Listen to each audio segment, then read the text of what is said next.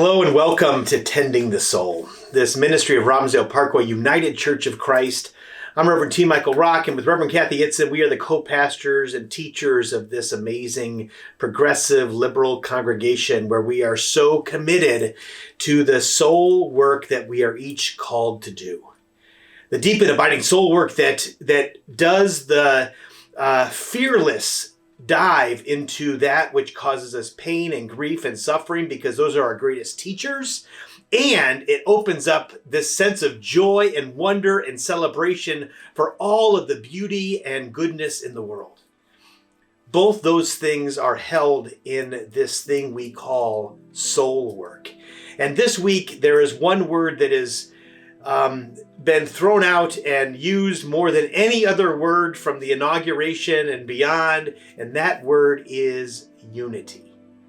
And unity is a soul work that comes from the perennial tradition, this truth that is embedded in all of the faith traditions that are throughout all the world. It is a deeply multicultural, multi-religious term. This understanding that we are one with others, that we are unified, that we are in unity. In fact, one of the great teachers of the world uses the term unitive consciousness, that we live in a conscious state of unity when we see something or someone and say, I am connected to that person or that thing. It's a good way to take a walk in the woods or out in nature somewhere and with a unitive sense of consciousness that I am connected to this person or this tree or this lake or whatever it is.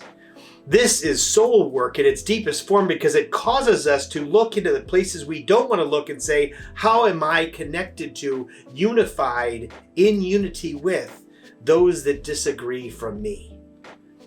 This is the hard part because we, in a sense of unity, which we lift up as some bastion of liberal justice work, it means that we have to be unified with those that we have a hard time with, that struggle with, and sometimes the people who cause us pain and cause the world pain. But I think the reason we use the word unity is that it has in our hearts, this is what perennial tradition does, right? It moves us. It's that deep truth that is always calling us to be connected to each other. The word unity invites us into relationship with ourselves and with others. Unity is hard, but it is what drives this division toward healing. Unity helps us to look at the hard places of our world and try to find places where we are deeply connected to each other.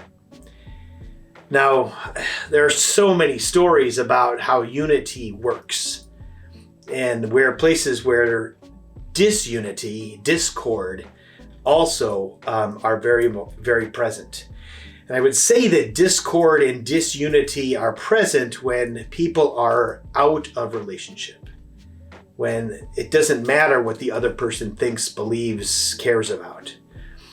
And I would say, friends, this is the invitation of soul work, is to enter into discord, into disunity with a sense of connection, into that story.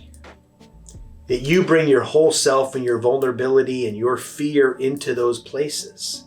Your soul work is going to be a unitive presence in the midst of discord and disunity.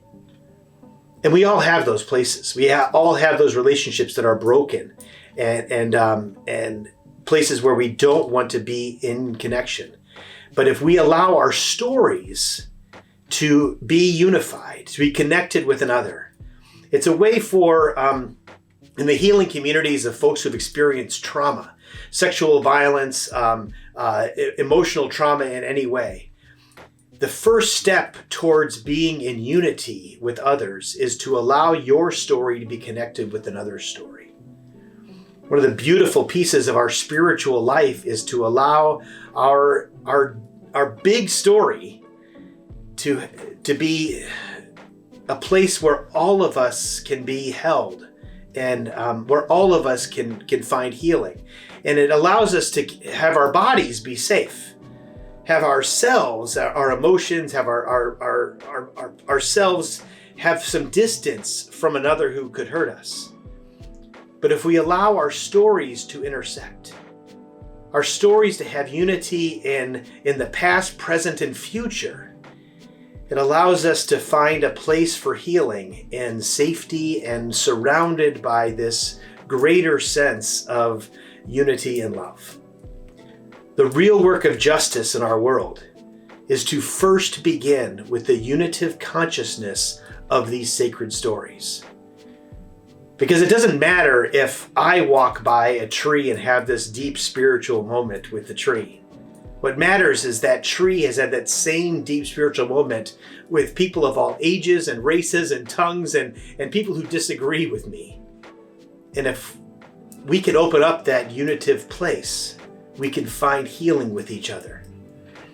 So friends, I want to hold unity out as not just something that a president-elect says during inauguration, but something that is deeply connected to our soul work every single day. How are we in unity with ourselves, with the more than human world, with each other? And may that provide you an invitation to heal your soul and the souls of our world.